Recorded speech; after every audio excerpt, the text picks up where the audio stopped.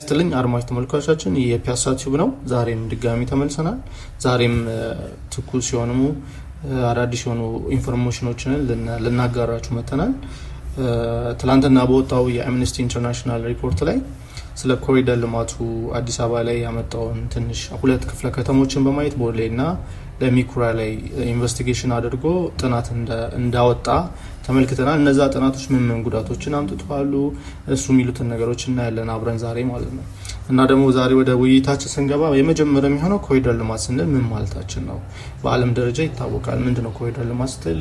እንደገና ፈንድ ስትቀበል ይሄን ነገር ልሰራ ነው ብለህ እንደ መንግስት ከተለያዩ ፓርትነሮች ገንዘብ ስትቀበል ምን ነገሮችን መስራት አለብን የሚል የሚቀመጡ ነገሮች አሉና እነዛን ነገሮች እኔና ወደ ቀጣይ ጥያቄዎች ደግሞ አብረን እንሄዳለን ማለት ነው። እኔ ከዓለም አቀፉ ማህበረሰብ ከወራት በኋላ ከአመታት በኋላ በጣም ደስ የሚል ዜና ነው የሰማሁት። እኔ ትናንት በጣም ነው ደስ ያለኝ። ምክንያቱም የአዲስ አበባ ነገር የኢትዮጵያ ከተሞች ነገር በቃ ሰሚ ያጣ ሃይባ የሌለው ጥያቄ የሌለው ጉዳይ ነው የሚል በጣም ተስፋ የሚያስቆርጥ ነገር ነበር እና የትናንትናው የአምነስቲ ኢንተርናሽናል ሪፖርት መውጣቱ በጣም ትልቅ ድል ነው። በቃ ማለት ከዛሬ ነገ ህልውናዬን አጣለሁ፣ ሀብት ንብረቴን አጣለሁ፣ ርስቴን አጣለሁ ብሎ ለሚፈራ በሚሊዮን ለሚቆጠር የከተማ ነዋሪ አብዛኛው የአዲስ አበባ ነዋሪ በእውነት ትልቅ ዜና ነው እና ተስፋ ሰጪ ነው። ለካ ዓለም እያየ ነው እንድንል የሚያደርግ ሪፖርት ነው የወጣውና በጣም በይዘቱ እንደ ጅምር ሁለት ክፍለ ከተሞችን ነው አየን የሚሉት ለሚኩራና ቦሌ ክፍለ ከተማ። እንግዲህ እነሱ እንደሚሉት ከሆነ ወደ 1000 የሚጠጋ 872 የሚጠጋ ሰዎች መፈናቀላቸውን አይተናል ነው የሚለው። ግን ራሱም ሪፖርቱ እንደሚያምነው በጣም ይሄ ቁጥር እጅግ ሊበዛ እንደሚችል አመላካች የሆኑ ነገሮች አሉ ብለዋል። ራሳቸው ማምነዋል። በቁጥር ያስቀመጡት ቁጥር በጣም ያነሰ እንደሆነ በጣም ሪፖርት ያላካተታቸው ግን በሺዎች የሚቆጠሩ ሰዎች ከነዚህ ሁለት ክፍለ ከተሞች ብቻ እንደተፈናቀሉ ማየት ይቻላል ብለዋል። የሳተላይትም ምስል ተጠቅመዋል። ስለዚህ እነዚህ ሁለት ከተሞች ላይ ቢያንስ 29 ሄክታር የሚሆን በጣም የተጨናነቀ ብዙ ሰው ይኖርባቸው የነበሩ አካባቢዎች መነሳታቸውን አይተናል ብለዋል። ስለዚህ 872 የሚለው ቁጥር አናሳ መሆኑን ራሱም የሪፖርቱ ባለቤቶች አምነስቲ ኢንተርናሽናል አምነዋል። ወደ አነሳው ነገር ስንመጣ እንግዲህ የኮሪደር ልማት ፕሮጀክት የሚባለውን ነገር እንግዲህ አምና ወደ ጥር አካባቢ የአዲስ አበባ መስተዳድር በምክር ቤቱ አጸድቆ ያወጣው የፕሮጀክት ስያሜ ነው። የኮሪደር ልማት ፕሮጀክት ምንድነው? የተሻለ ከተማ ውስጥ ያሉ ነዋሪዎችን የተሻለ ትስስር ከዛ በትክክል የከተማዋን የእድገት ደረጃ ከፍ ሊያደርግ የሚችል ቱሪዝም ፍሰቱን ከተማው በጣም ውብና ሳቢ በምትሆንበት ሰዓት ቱሪስት በጣም እንዲመጣ ማድረግ የሚችል የሥራ ዕድል የሚፈጥር ከዛ ውጪ ነዋሪዎች ደግሞ የሚነሱት ነዋሪዎች ወይ ደግሞ እዛው ደግሞ አድሏቸው ደግሞ በተነሺዎች ምትክ የሚኖሩ ሰዎች ደግሞ የሚኖሩበት የእድገት ደረጃ የተሻለ በጥራት ባለው ቤትና የማህበራዊ አገልግሎት አቅርቦት የተሻለ እንዲኖሩ ለማስቻል ነው ይላል። እንግዲህ አዋጁ ላይ እንግዲህ መንግስት በጣም ደረቱን ነፍቶ የሚያወራው በጣም አርባን ትራንስፎርሜሽንን የከተማ ኑሮን ወደ ተሻለ ደረጃ ላቅ አድርጎ ለውጥ የሚያመጣ ትልቅ አብዮት ነው ብሎ ይመጻደቅበታል። በተግባር ግን ሲታይ የብዙዎችን የብዙዎችን ሮሮ ያመጣ ነው። በትክክል በዓለም አቀፍ የሰብአዊ መብቶች አንፃር ሲታይ በየትኛውም ስታንዳርድ የማያሟላ ኢቨን የልማት ተነሺ ተብሎ የኢትዮጵያ መንግስት በተለያየ ጊዜ 1995 የቅርቦቹን እንኳን ምን 1997 1999 ኢቨን አብይ አህመድ ስልጣን ከያዘ በኋላ 2011 ይሁን 12 አካባቢ የወጣው ይሄ የልማት ተነሺ የካሳ ክፍያና መልሶ የማቋቋም የሚሉ አዋጆችን ስታይ አንዱንም የነዚህ አዋጆችን 10% አያሟላም። ግልጽ የሆነ አሻሽሎታ ነው ወይስ ምኑ የኮሪደር ልማት ህጉን አሻሽሎታል። አቤት ሲመጣ በጣም አሻሽሎ ምንድነው የካሳ ክፍያው የህዝብ ተሳትፎ ለእያንዳንዱ ልማት ላይ በደንብ እንመጣበታለን። ልማቱ ላይ ህዝቡ በደንብ መሳተፍ አለበት የሚለው እንኳን ዓለም አቀፍ የሰብአዊ መብት ስታንዳርዶች በነገራችን ላይ የተባበሩ መንግስታት የቤቶች ልማት የአካባቢ ልማት የልማት ተነሺ የሚባሉ ደንቦች አሉት፣ ህጎች አሉት፣ ማክበር ያለብህ ሚኒመም ሪኳየርመንቶች አሉት። እነዚህን የኢትዮጵያ መንግስትም ፈርሟል። መስራች አባል ነው የተባበሩ መንግስታት፣ የአፍሪካ ህብረት መስራች አባል። እነዚህ ትልልቅ ዓለም አቀፍ ተቋማት፣ አህጉር አቀፍ ተቋማት ሰው ቤቱ ሲፈርስ ሲፈናቀል በምን አግባብ እንደሆነ ግልጽ የሆነ አካሄድ አላቸው፣ ፕሮሲጀር አላቸው። እነዚህን አምኖ ተቀብሏል የኢትዮጵያ መንግስት በራሱ ጊዜ በህዝብ ተወካዮች ምክር ቤት አማካኝነት ከአንድም 2 3 4 ጊዜ በቅርብ ዓመታት ውስጥ ባለፉት 20 ዓመታት ውስጥ እየተሻሻሉ የመጡ ህጎች አሉ። ህጎቹን ሁሌ መንግስት እንደውም የተሻለ ዲሞክራሲያዊ ሆንክ የተሻለ ለሰብአዊ መብት ቀረብኩ እያለ ነው ሲያሻሽላቸው ነበር። ወደዚህ የኮሪደር ልማት ወደ ተባለው ፕሮጀክት በምንመጣበት ሰዓት 10% የነዚህን አዋጆች ያሟላ ምንድነው? አሁን የአዋጅ ምንድነው? መጀመሪያ ልማቱ ሲታቀድ ህዝቡን ታወያያለህ።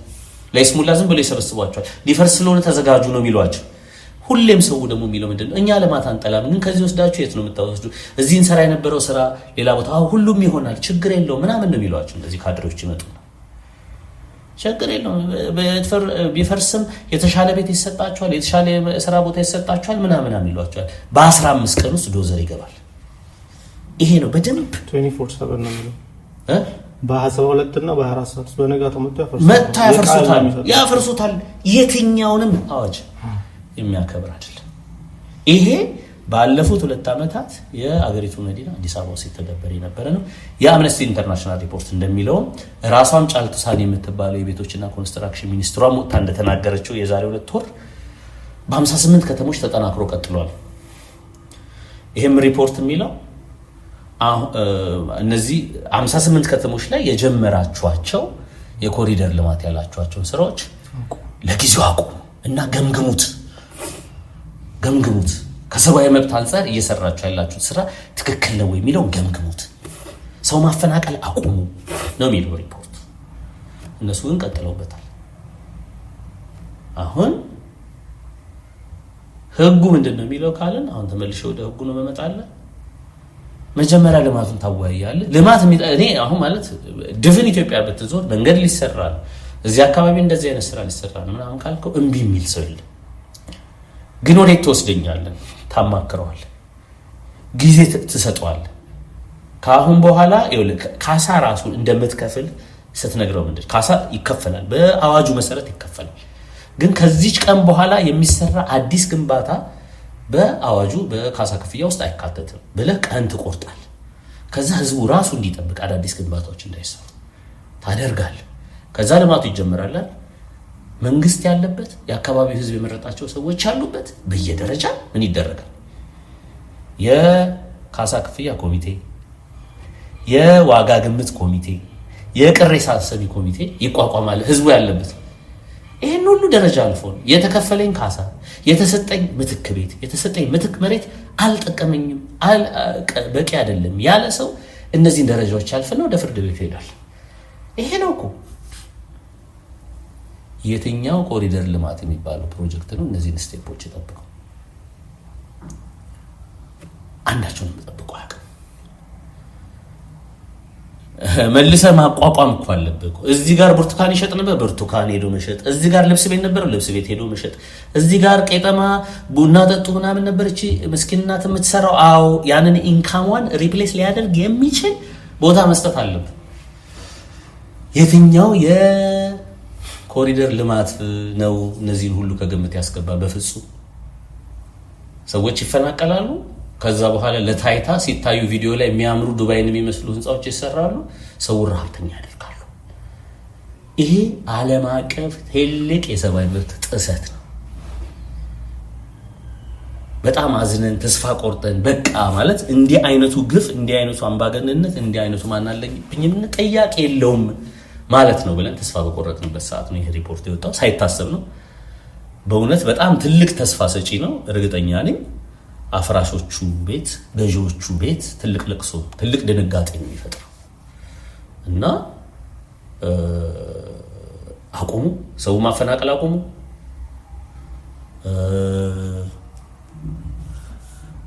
ፕሮጀክቱን ራሱ በ58 ከተሞች ላይ ጀምረናል የምትሉትን ፕሮጀክት ራሱ ለጊዜው ያዝ አድርጉት ነው የሚለው እንግዲህ ሪፖርቱ። ከዛ ውጪ በተጨማሪ እነዚህ በአጠቃላይ የክፍያ አከፋፈል ሂደቱ ለልማት ተነሺ አካሄዱ ራሱ በትክክል ከማህበረሰቡ ጋር የተገናዘበ ማህበረሰቡ የተሳተፈበት መሆኑን አረጋግጡ። አለ ስታንዳርድ፣ በደንብ የተቀመጠ ስታንዳርድ አለ። በዛ መልኩ ሁለተኛ ህዝቡ እርግጠኛ መሆን አለበት። የነበረው ኢንካም፣ የነበረው ስራ፣ የነበረው ቤት ምትክ መሰጠቱ መረጋገጥ አለበት። ሁለተኛ ድጋሚ አሁን ዛሬ ለልማት ብላችሁ ያነሳችሁት ድጋሚ ደግሞ ለልማት ተብሎ የማይነሳበት ቦታ መሆኑን ማረጋገጥ አለባችሁ። ግን በተግባር እንደምናየው አይመስለኝም። እነዚህ ሰዎች ድጋሚ ወደ የሄዱበት ቦታ የሚፈናቀሉ ይመስለኛል። አብዛኞቹ የተሰጣቸው ቦታ ካርታ የለውም፣ ባለቤትነት የለውም፣ ምን የለውም። ዝም ብለው የሆኑ ህንፃዎች ምናምን ላይ ነው ያስቀምጧቸው። በማንኛውም ሰዓት አንስተው ሊገርቧቸው ይችላሉ። ለቋንቋ ይቅርታ ጠይቃለሁ፣ ግን እንደዛ ነው የሚያደርጓቸው። ድጋሚ ይሄ ቦታ ደግሞ ይፈልጋል ብለው ያነሷቸዋል። ይሄንን በደንብ ያየው ነው እና ከዛ ውጪ ይሄንን ሪፖርት ለኢትዮጵያ መንግስት ሰጥቻለሁ፣ መልስ አልሰጠኝም ነው ያለው። ስለዚህ መልሱን መልሱልኝ ነው። በትክክል የምታብራሩት ነገር ካለ አብራሩ ነው። የተባበሩ መንግስታት ይሄ የቤቶች ልማትና ምናምን የሚባሉ ተቋማት አሉት፣ እንዲሁም የአፍሪካ ህብረት ግቡበት።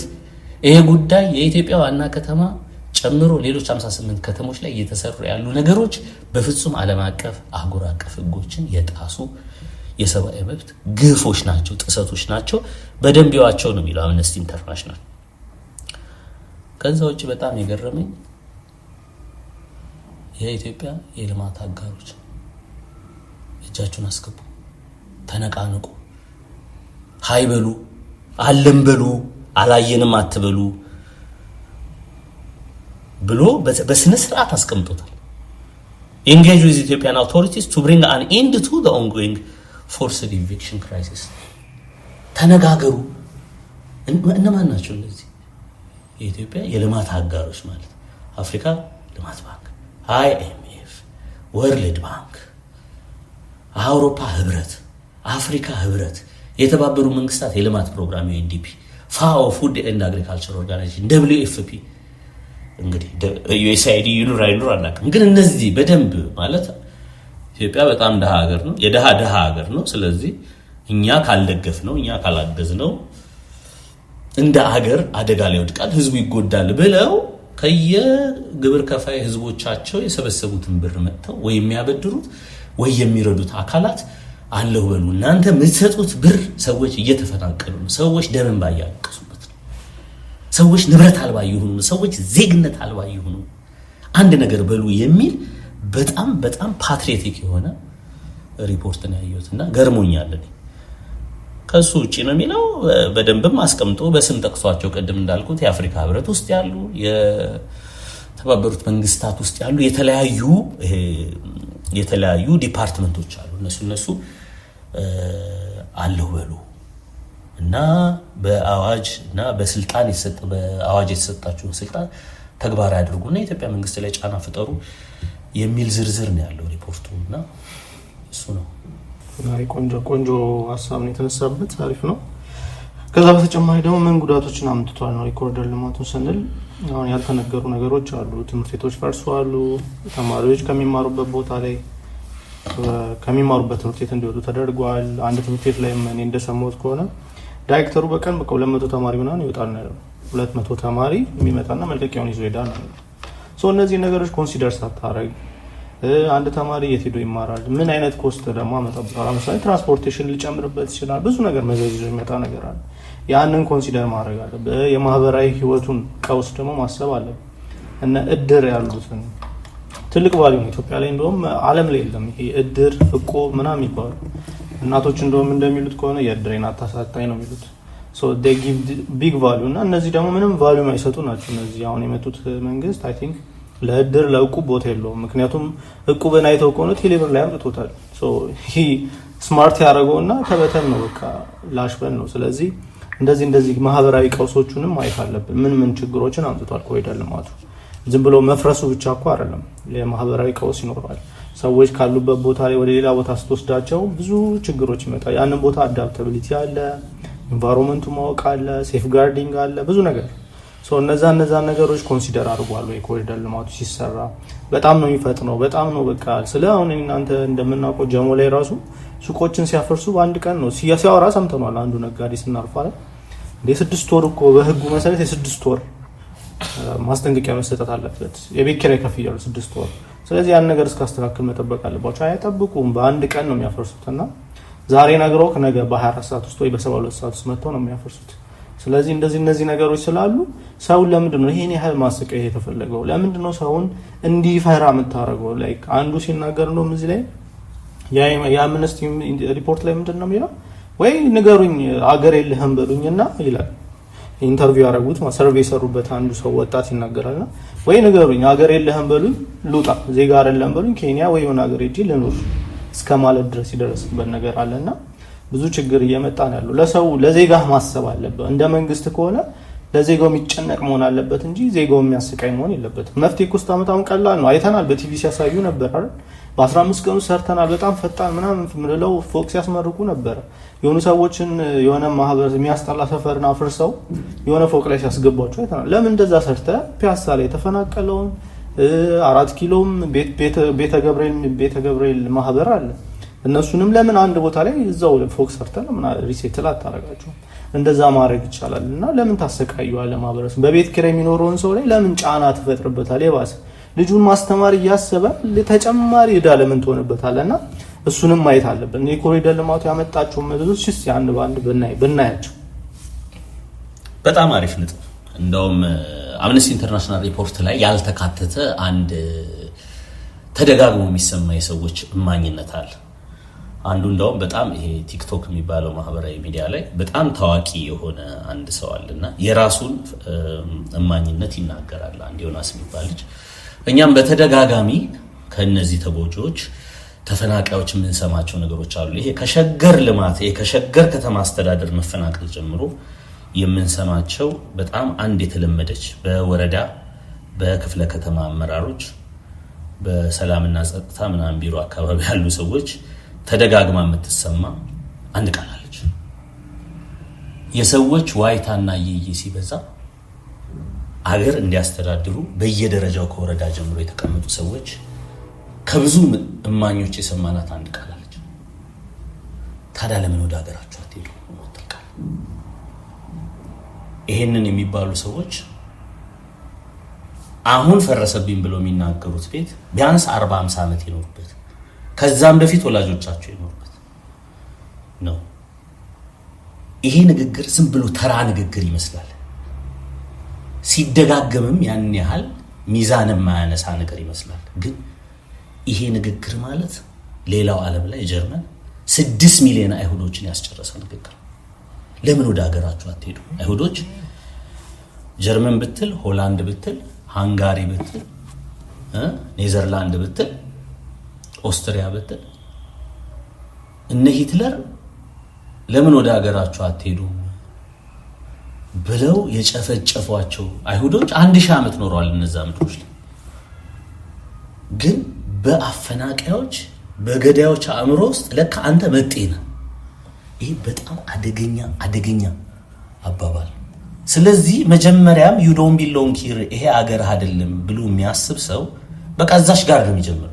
በኋላ ዶማውን ይዞ መጥቶ እኮ የሚያፈናቅለው እሱ ፕሮሰሱን ሂደቱን የጨረሰው መጀመሪያ አእምሮ ውስጥ ነው። አንተ እንደ አረም መቁጠር አእምሮ ውስጥ በቃ አንተ እዚህ ቦታ ላይ you don't belong here ስለዚህ ብነቅልህ አንተ አረም ስለሆንክ ነው። ከዚህ ይጀምራል። ይሄ አምነስቲ ኢንተርናሽናል ሪፖርት ውስጥ አልተካተተም። ግን እኛም የምናውቀው ነገር ጥናቱ አሁን እንዳለው 2 ክፍለ ከተሞችን ያካተተው ናሙና ነው። እንደማንኛውም ማህበራዊ ጥናት በቃ ትክክለኛ ጥናት ነው። ሁሉንም አታዟዝር ነው፣ ሪሶርስ የለም። ሁለቱም ይሄንን እንኳን ሄዶ እስቲ በዚህ ሪፖርት ላይ መልስ ስጠይ ሲለው ኢትዮጵያ መንግስት አልሰጠም። በጥልቅ ደግሞ ጥያቄዎቹን በጣም አሰባጥሮ ብዙ ጥያቄዎችን ቢጠይቅ ሆን ተብሎ የሚሰራ የዘር ማጥራት ኢንቴንሽን እንዳለ ጥናቱ መረዳት ይችላል። ተስፋ አደርጋለሁ አምነስቲ ኢንተርናሽናልም ሌሎች የመብት ተቋማትም ቀጥሎ ሌላ ተጨማሪ ጥያቄዎችን ጨምረው እዛ አካባቢ እነዚህ ከተሞች ላይ በተለይ አዲስ አበባ ላይ ጥናቱን ቢሰሩ በጣም ዘግናኝ የሆኑ መሻቶች፣ ዘግናኝ የሆኑ አላማዎች እንዳሏቸው ይረዳሉ። ስለዚህ በተግባር ሲፈጸም ይሄ ልማት አይደለም፣ ከልማት አንፃር አይደለም። አሁን ቀጥታ ወደ አነሳቸው ነገሮች እንምጣ። ትምህርት ቤቶች እዛው አካባቢ ላይ ሰዎች አሉ ተብሎ በመታሰብ ነው የተሰሩት። አንደኛ ደረጃ መለስተኛ፣ ሁለተኛ ደረጃ ትምህርት ቤቶች በአቅመ ደካማ በኑሯቸው ዝቅተኛ ደረጃ ላይ ለሚገኙ ልጆች የተሰሩ ፐብሊክ ትምህርት ቤቶች አሉ።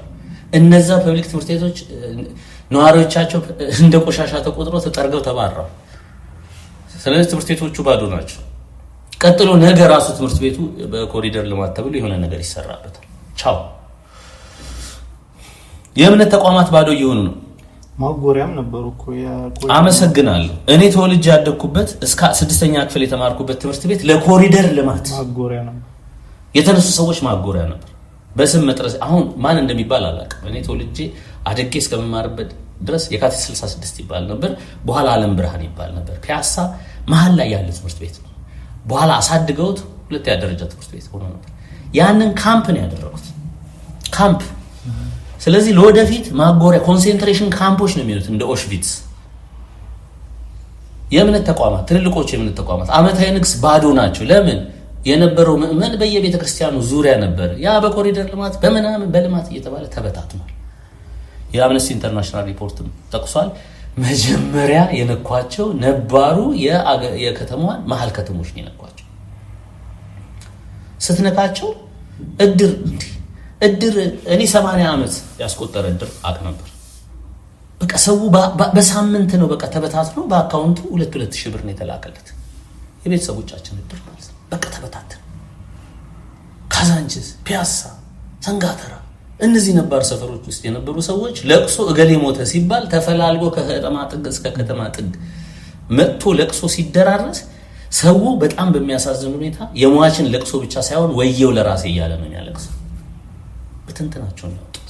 እነዚህ ነበሩ የማህበራዊ ቋጠሮ ገብቷል። የከተማውን ነዋሪ የከተማ ነዋሪ የሚያደርጉት ለፍቶ በማደር ብቻ በዘር አለመመካት፣ ባላስፈላጊ ነገር ሳይመካ እግዚአብሔርን አምኖ ከተለያየ ሀገር ክፍል የመጣውን ጎረቤቱን ከዘመዴ ጎረቤት ይበልጣል ብሎ ብሔሩን ሳይጠይቅ የኖረ ኢትዮጵያ ውስጥ ካለው ህዝብ አድቫንስ ሊሆን የተሻለ ከነድህነቱ የነበረበት ከተማ ነበር። አልተፈለገም። ለምን? ዘር አይጠይቅም፣ ምንም አይጠይቅም። ሰርቶ በማደር ነው በቃ። ከዛ በኋላ ለትዳር ሲጠያየቅ፣ ለፍቅር ጓደኝነት ሲጠያየቅ እንኳን እገሌ ምንድነች አይልም። በቃ ከኔ ጋር ኮከቧ ይገጥማሉ ብቻ የሚል እንዲህ አይነቱ ማህበረሰብ አልተፈለገም። ተመቷል። መበታተን። ሌላ እምነት ተቋማት አምና አካባቢ እኮ በ15 ቀን ውስጥ እኮ ወደ 23 ምናምን የሚጠጋ እኮ መስጊድ እኮ ፈርሷል። ይሄው ከትናንት ወዲያም እየሰማን ነው። ወደ ቂርቆስ አካባቢ ሌላ መስጊድም ፈርሷል፣ ክፍለ ከተማ ማለት ነው። እንደዚህ እምነት ቦታዎችን መበታተን ሰው ሊያሰባስብ የሚችለውን ነገር ተበታተነዋል፣ ባዶ ይቀራል። እነዚህን ሁሉ ደምረን እውነት የተፈለገው ልማት ነው ወደሚለው ነገር መጣለን። ትክክል ማለት ልማት ከሆነ አብይ ስልጣን የያዘ አካባቢ ከዚህ በፊት የነበረውን መንግስት ሲተች የልማት ተነሽ እያላችሁ ህዝቡን ትበታትኑታላችሁ። ለምሳሌ የመጀመሪያው ፕሮጀክት የለጋር ፕሮጀክት ነው። የለጋር ፕሮጀክት እዚህ ይገነባል። የለጋር አካባቢ ሰው ጠቅላላ ነው የፕሮጀክቱ ባለቤት የሚሆነው ብሎ እንደዛ ሊሆነው አይደለም። ፒያሳን አፍርስ፣ እሺ።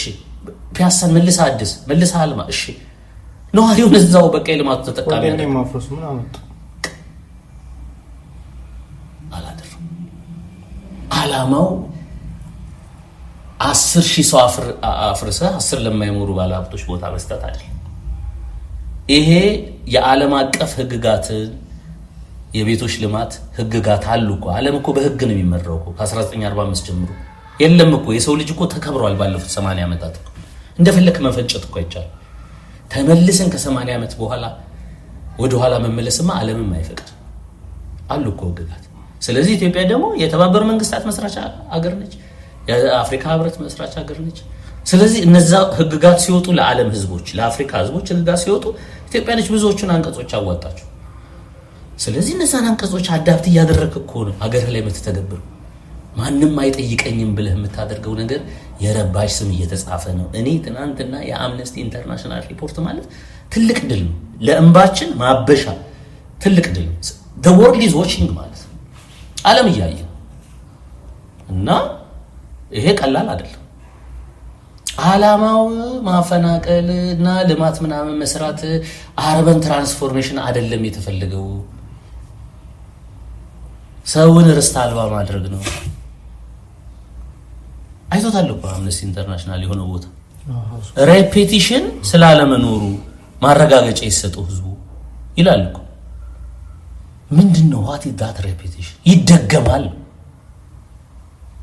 የሚታዩ ነገሮች ደግሞ በትክክል ይደገማል። ከአዲስ አበባ ከፒያሳና ከካዛንቺስ ያፈናቀልካቸውን ሰዎች አሁን ጎሮሙ ሰዳቸው፣ ኦር ዓለም ባንክ የጫፍ ላይ ምናምን አንፈው ምናምን ሚካኤል ሰዳቸው፣ ወይ ላፍቶ ሰዳቸው። እመነኝ በ2 እና በ3 ዓመታት አሁን ይሄን ቦታ ለልማት ይፈልጋል ተብሎ ይገረባሉ እነዚህ ሰዎች።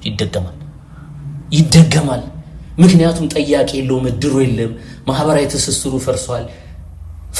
አሁን በቃ እንደማንም እንደ ስደተኛ ነው የሚቆጠረው፣ እንደ አይሁድ ነው፣ እንደ ጂፕሲ ነው፣ እንደ ሮማ ነው። ጠያቂ የሌለው ህዝብ ነው። ከዛ በኋላ ገብቷል። ለምን ፒያሳውን 10 ቦታ ነው የምትከፋፈለው፣ የካዛንቺሱንም 10 ቦታ።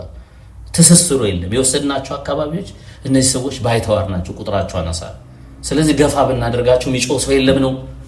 ይደገማል በ2 እና በ3 ዓመታት ውስጥ አንለስ ህዝቡ ራሱ ተነስቶ ዋይ ካላለ በስተቀር ሌላ ዓለም አቀፍ ተቋማት እንዲሰሙ ዋይ ካልተባለ በስተቀር። ለዚህ መንግስት ይሄንን ፕሮጀክት ለሚተገብሩ አካላት የልማት አጋሮቻችሁ ገንዘቡን አቆሙት።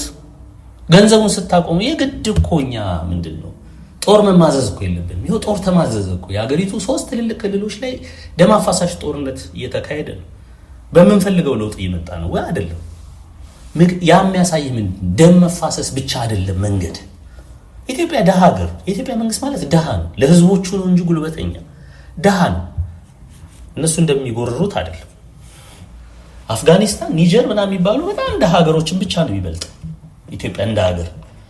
ስለዚህ እሱ ላይ ዓለም ባንክ፣ አይኤምኤፍ እና የተለያዩ የተባበሩ መንግስታት የልማት ድርጅቶች እና እነ ዩኤስኤድ እና ዲኤፍአይዲ የሚባሉ የልማት አጋሮቹ ገንዘብ ሲይዙበት ቀጥ የሚል ነው። ገብቶ ጫና ማሳደር፣ በቃ ገንዘብ አትስጡት፣ ይሄ ገንዘብ ለኔ አይደለም ይመጣ፣ ይሄ ገንዘብ ማፈናቀያዬ ነው፣ ምንም ነገር በቃ ይቅር። ለምን እናንተስ የግብር ከፋዮቻችሁን ገንዘብ አውጥታችሁ የሆኑ ሰዎች እዛ ባህር ማዶ ኢትዮጵያ የምትባል ምስኪን ሀገር ውስጥ ሲፈናቀሉ ለእናንተስ ጥሩ ነው ወይ ብሎ ኢንጌጅ ማድረግ ከነዚህ ህዝቦች ጋር ያን ጊዜ በቃ ሽብርክርኩ ይወጣል። አንተም ቅድም እኮ እንዳልከው በትክክልስ ቅድም አሁን ወደ ስቱዲዮ ከመግባታችን በፊት የኢትዮጵያ መንግስት ለኮሪደር ልማት ብሎ የሚያወጣው ገንዘብ ከየት ነው ሊያገኛቸው የሚችሉት ከነዚህ የልማት አጋሮች አንፃር ስንል አብዛኛው በመንፈልገው ልክ እያየን አይደለም። የገንዘብ ምንጩ በሚፈልገው ልክ የሚታይ አይደለም። ለኮሪደር ልማት ተብሎ ዛሬ አዲስ አበባ ላይ ቀጥሎ በ58 የኢትዮጵያ ከተሞች ላይ ያስፋፋ ነው የሚሉ የልማት የኮሪደር ልማት ገንዘብ ከየት እንደሚመጣ አይታወቅም። ገንዘቡ ከየት እንደሚመጣ የማይታወቅ ስራ ደግሞ አላማው ምን እንደሆነ አይታወቅም። ህዝቡ ግልጽ መሆን የለበት። ህዝቡ እኮ ማውጣት አለበት እንጂ ሁሉ ነገር ሽፍንፍን የሆነ ነገር ደግሞ ሌላ አላማ አለው ማለት ነው። ስለዚህ ከማርፈዱ በፊት ቢፎር ኢት ኢዝ ቱ ሌት አስቆሙት። እኔ የአምነስቲ ኢንተርናሽናል ሪፖርት በጣም ትልቅ ተስፋ ሰጪ።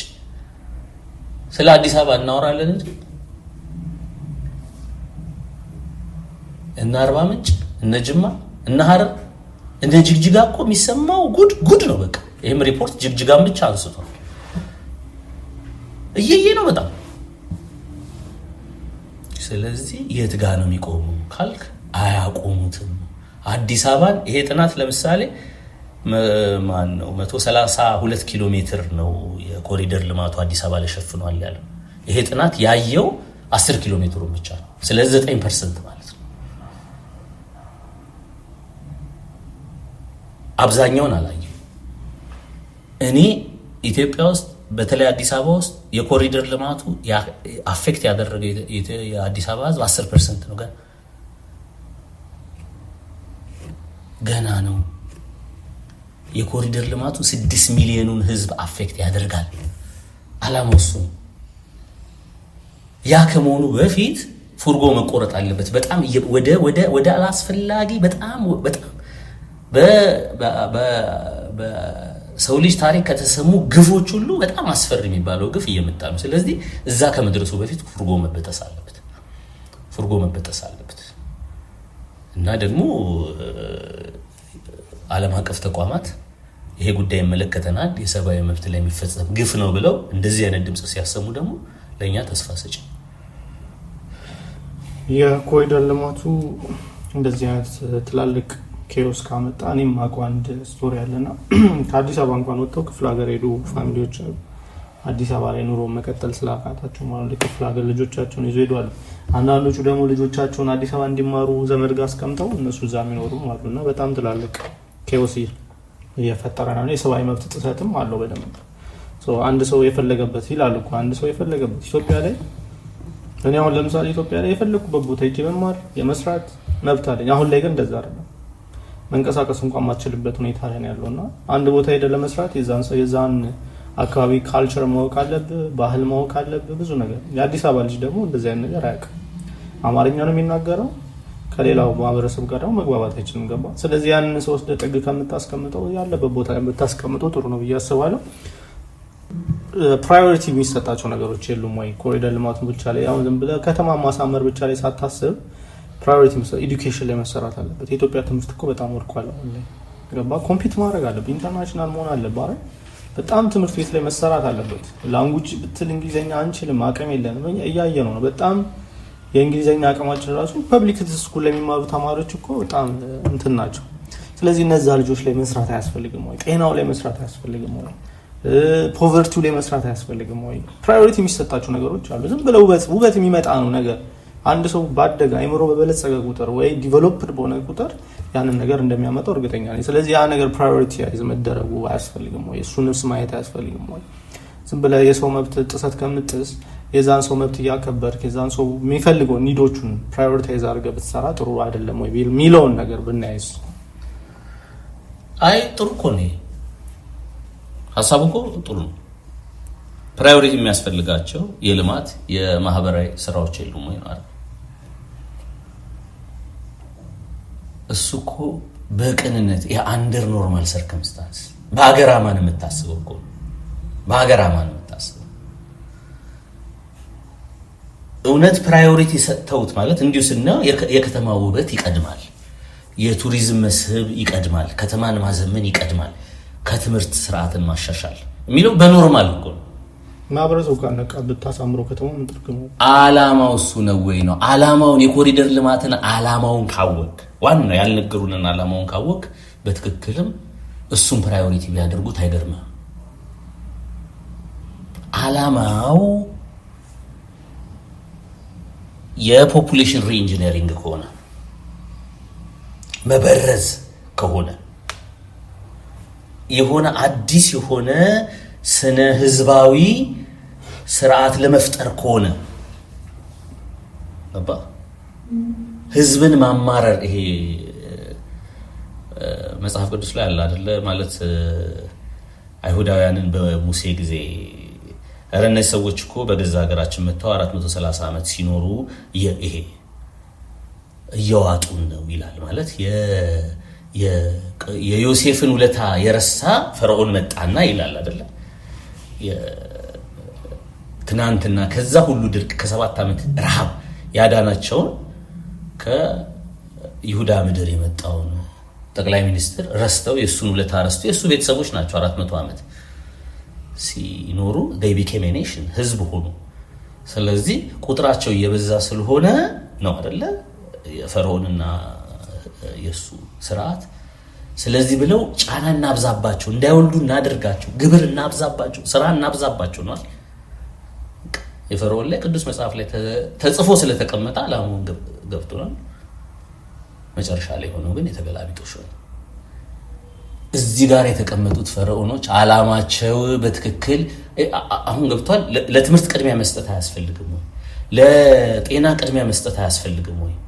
ለሌሎች ድሃ ተኮር ለሆኑ ማህበራዊ ልማቶች ቅድሚያ መስጠት አያስፈልግም ወይ? የምንለው ምንድነው? ኮሪደር ልማትን በስህተት ፕራዮሪቲ አድርገው ቅድሚያ ሰጥተውት ቢሆን ኖሮ ነበር። በፖሊሲ ስህተት ማለት ነው አይደለም፣ በስህተት አይደለም፣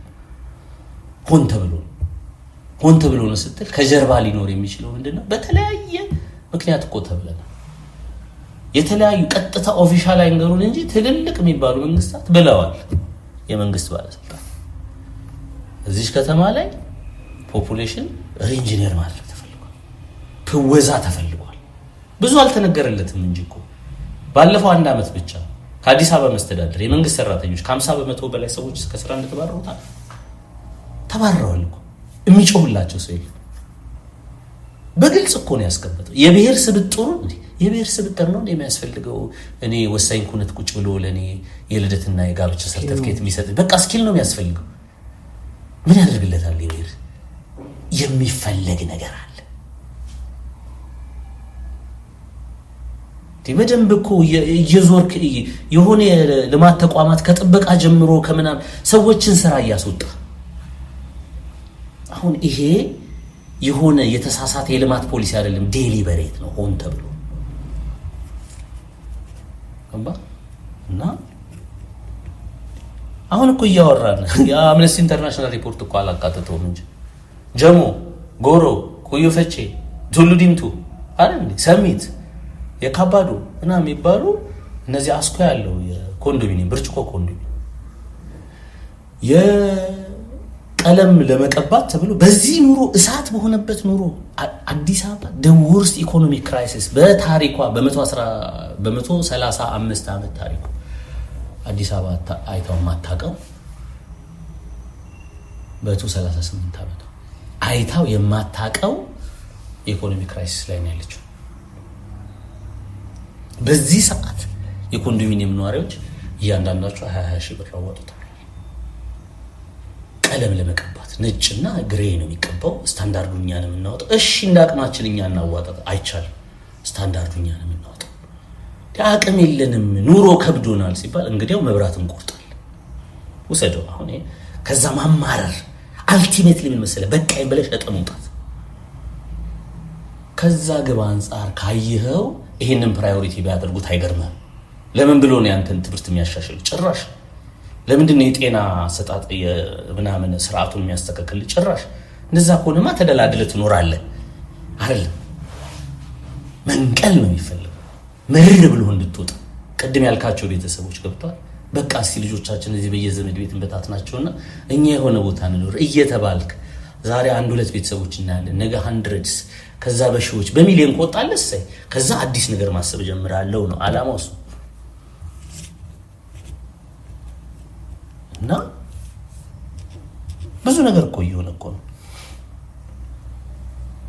ትናንትና እየሰማን ያለን ቤት ለቤት እኮ ትናንት ፍተሻ ነበር አይደል? ቤት ለቤት ፍተሻ። የኢትዮጵያ በጣም ታዋቂ የሆነ ጋዜጠኛ ነው የዘገበው። መታወቂያ እኮ ያሳዩ። ከዚህ ነው የመጣው። ሌሊት 8 ሰዓት የፈለገ ቢዘርፍስ ታዲያ የፈለገ የህግ አስከባሪ እንዴት በሌሊት ይመጣል? መጥቶ አንኳኩቶ መሳሪያ ይዞ ሚሊተሪ ለብስና ቤት አንኳኳለ ይላል። ወዴት ነው የሚሄደው? ቆይ ቅድሚያ የሚሰጠው ሌላ ስራ አይደለም ወይ? ለምን ቀን የትራፊክ ስርዓቱን ለምን አታስከብሩን? የትራንስፖርት አሰጣጡን ለምን አታስከብሩን? የምትለው ቅንነቱ ኖሮ ለህዝቡ ቅድሚያ የሚሰጣቸው የልማት ስራዎች መስራት የሚፈልግ አገዛዝ ቢኖር አይደለም። ቅድሚያ የሚሰጠው እኮ ጸጥታ ብለህ ሌሊት 8 ሰዓት ማንኳኳት አይደለም ብለህ ልትመክረው የምትችለው አይደለም። ጸጥታ ማቆና አገሪቷ ላይ በነጻነት መንቀሳቀስ ዓለም ላይ ፈቅድ እሱ ላይ ለምን አሰራ? መንገዶቹን ፒስ ማድረግ፣ ለሌት ሰው እንዲንቀሳቀስ፣ ሴፍ የሆነ ትሬድ ኮኔክሽን እንዲኖር ማድረግ እኮ ትችላለህ። ታዲያ እኔ ወላሂ አሁን ትናንትና ያጋጠመኝ ነገር ልንገር። የገዛ ጓደኛዬ በቴሌግራም ብር ላከልኝ የሚል ቴክስት ከበጣም አብረን ከትምህርት ቤት ጀምሮ አብረን ጓደኛዬ ነበር። ብር ላክልኝ ቆይ እስቲ ብዬ ስደውል ስልኩ አይሰራም። በቴሌግራም ዝግ ነው ጭራሽ ብሎክ ተደርጎ በኋላ ቀጥታ በስልክ ተገናኘ። ስለ አንተም ጋር ደውሎ ለካ ሀክ ተደርጎ ስልኩ ማለት ቴሌግራም እነዚህ ሰዎች በስም ጠርቶ አካውንት ልኮ በዚህ አካውንት አስገባልኝ ብሎ ማለት ለካ ከሌላ ሰዎች ወደ 20 ሺህ የሚጠጋ ብር አስልከዋል። እነዚህ ሰዎች አካውንት ይታወቃል፣ የአካውንቱ ባለቤት ይታወቃል። ኢትዮጵያ ንግድ ባንክ ገብቶ በዛ አካውንት ሲያወጣ ደብተር ሲያወጣ ስልክ ቁጥሩ መታወቂያ ይታወቃል። ይሄንን ይዞ ጓደኛዬ ፖሊስ ጣቢያ ሄዶ እስቲ ይሄው በዚህ ስም አበበ አለምነህ ምናምን በሚል ስም ማለት ነው አካውንት በዚህ አካውንት አስገቡልኝ እያተባለ ሰው ተዘርፏል ሲባሉ ማህበረሰቡ ራሱን ይጠብቅ ነው ያለው። አገባቸውም እንደኔ ነገር ፖሊስ ነው ያለው። ፌደራል ፖሊስ ሄዶ ነው የጠየቀው ማህበረሰቡ ራሱን እንዲጠብቅ ከዲጂታል ሌቦች ራሱን መጠበቅ አለበት። ሰዎች ይታፈኑ የለ እንዴ? ሰዎች ይታገቱ የለ እንዴ? ሰው ታግቶ እኮ ብር አስገባ የሚባል እኮ በንግድ ባንክ እኮ ይሄን እንኳን መቆጣጠር የማይፈልግ ስርዓት ነው። ግን ሌሊት እያንኳኳ አዲስ አበባ ውስጥ ፍተሻ አለ ይላል። ለምን ሲባል የአካባቢውን ጸጥታ ለማስጠበቅ አይደለም።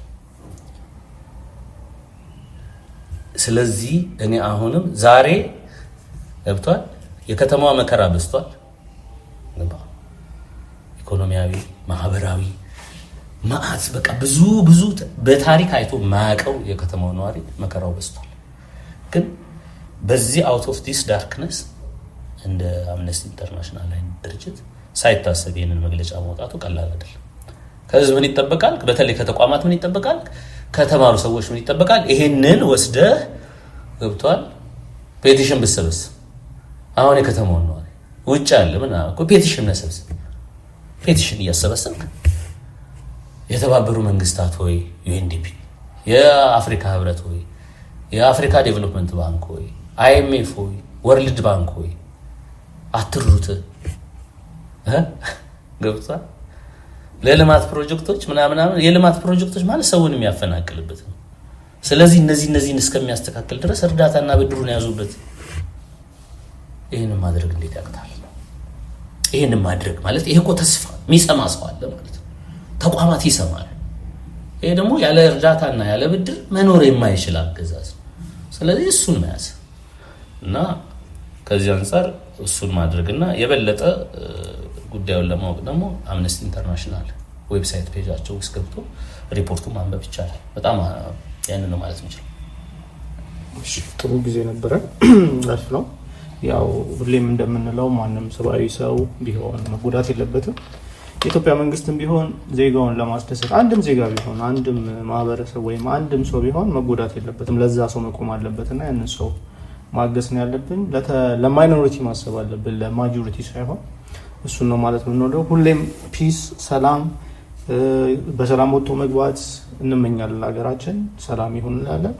በሌላ ፕሮግራም እስከምንገናኝ እናመሰግናለን። መልካም ጊዜ፣ መልካም ቆይታ። እንዲሁም ሼር፣ ላይክ አድርጉ፣ ለጓደኞቻችሁም አቀብሉ። እናመሰግናለን። መልካም ጊዜ።